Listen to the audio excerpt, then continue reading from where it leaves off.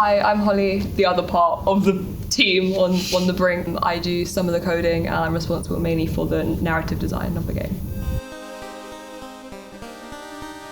So new enemy types and new bullet types. Just anything to make the combat feel a bit less samey. Because that's right. most of the feedback we got from playtesters and stuff, is that like it's the like moment to moment gameplay was a little bit like boring, for lack of a better word. So we've been studying a lot of like roguelikes, looking into things, getting a bunch of feedback and just trying to spice it up a bit. Well, recently it might have been the whole item dropping mechanic. And that was pretty much done because like I was just getting a lot of feedback about having more stuff to do in the game, and like I got specific requests multiple times from like playtesters where they were like, I wish I could drop an item if like I'm trying to find an unencrypted like item. So the code for like dropping items and making sure that items aren't being placed on like walls or just disappearing out of the player's hand that took quite some time. Being able to attack, being able to take damage, systems that interact with other like characters in the game as well. So like everything kind of universally can take damage from projectiles, and projectiles can be deflected, like melee attacks can be deflected. Resources are actually used instead of just being like a static number. So now like you can lose and gain health, you can lose and gain stamina, things like that. I mean, it's going as well as the project should, which is normally a good sign. We've hit some bumps, but they're not catastrophic ones. So it's mainly like we want to do something, by doing something breaks, and then spending like maximum of a day trying to fix it. And then over Discord there's like messages at 3 a.m. like I've broken everything. Yeah, on the Trello board. Maybe accidentally broke this entire system. Yeah, but as far as bugs go, it could be worse. A lot worse, yeah. Honestly, the biggest challenge for me was just like understanding how to like program in Unreal. And I've been getting a lot of help with that from other professionals.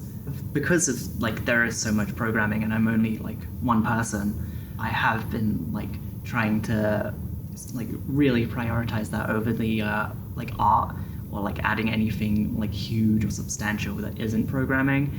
So it has slowed me down a little bit, but now I'm like out of the programming, or at least like the main like core mechanics. It's going to be a lot more like fast paced, I think. I think it was very much like a rocket start, and now we have slowed down quite a lot because, like I said, we're in like a bit of a polishing phase at the moment. But I think from using Trello and making sure that we're managing ourselves efficiently, I think we are picking up the pace again now. From outside perspective, it looks slow because it's not like we add new level or new mechanic every week, but we do rework a lot of things which are kind of invisible, and you need to be familiar with the game to say like, oh, that thing is different. Like, oh, Ren has an face expressions now.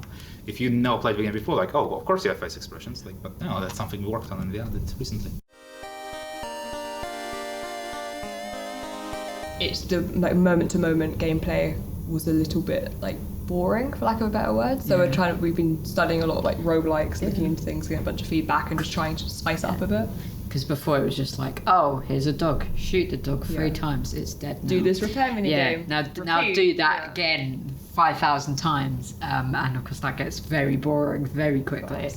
So adding variety makes it just a bit more sporadic, like, oh, what enemies am I going to face now? And now we have one that explodes, which is always fun. How can I use this bullet now to do new shit? And also like strategy, so if this enemy explodes when killed, how can I keep it near enemies that will damage them as well? It's less just, okay, let's just kill everything as fast as possible, and more, let's think about this and think about how we can use strategy and tweak it to kind of be more engaging with players. It was suggested to me by my tutors that I use essentially cutscenes in the form of like comics or just like images that play before you actually start the game that sort of like set up why the entire game is happening, to give players more of like a sense of what is actually going on instead of just being dropped into like a kitchen and expected to like figure out that you're supposed to grab stuff.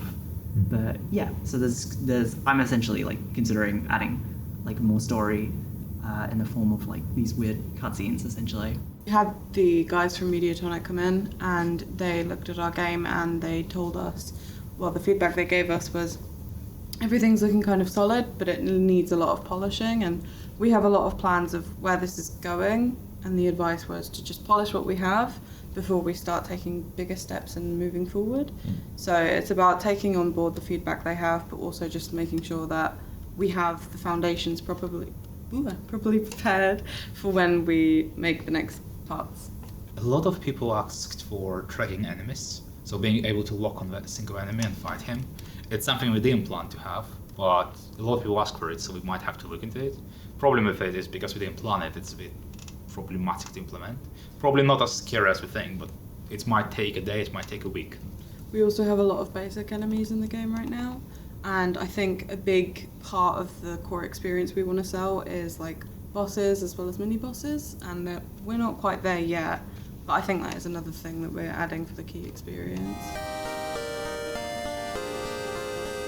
I think like get the core like gameplay in, so that you have the upgrade system, you have the new enemies are being able to spawn and that sort of thing. Dialogue system. Yeah, the dialogue system is in place, and then it's just then just focusing on making sure the place actually feels more like it's a story that we're trying to tell rather than just a average arcade endless shoot 'em up runner thing. Yeah, like more of a cohesive narrative. Yeah. And that is achieved not only through like writing, but also a lot of through the art, like keeping loads of posters on the walls. You know, and he's got a tile on the floor every so often, just to make sure that you remember that. Yeah, that of course Amity owns this place and is very proud of that. Just stuff like that to make sure it's just like a real place. We're also working currently with some music students who I think are the MA as well. Or an MA, but they're basically, because we had the moment like just royalty-free typical music, and it's not obviously the best, so we're having kind of these two students who are really like keen and really talented to kind of come in and talk to us about things, and they sent us over drafts and examples of like, hey, this is really cool, could we add some more synth sounds to like tie into the narrative more? And I think just having like something good ambient music in the background would also really help cohesively knit it all together. So every element is whole and every element feeds into each other. I think that's the most important thing we want to contribute in the next couple of weeks, is just making it feel good and cohesive and tight. When I started the project, I sort of had like a rough like map in my mind of like what I was going to do on what week, and it would be like, okay, sort out all the programming until I get to this week, and then I can like really just like add in a bunch of like art and narrative and like more feedback stuff. Just mentioning it's going to be a lot more expansion to like the game's art, the game's like world, the narrative will probably have expanded or been explained a little bit more. There might even be additional characters in the game, and there also may be an actual ending to the game. For me, I would probably, because I do all the programming for a game, I would kind of want to just polish some edge cases to make it much harder for people to just play it for 5 minutes and say like, oh, that is work in progress and that's work in progress. I want everyone to just kind of feel the same level of polish, like, oh, that's a part of like actual game. It's not just something being developed. Me personally, right now I'm working on NPC, like friendly NPCs, as well as different enemy mobs as well as bosses. So for my personal development, I think I'd like to have those implemented. For the project overall, I'd like to see the second world put in, as well as a few more enemy types. Hoping to get more content to play, essentially, right? Where at the moment we have like something that feels quite polished and quite well-rounded, but there just isn't much of it.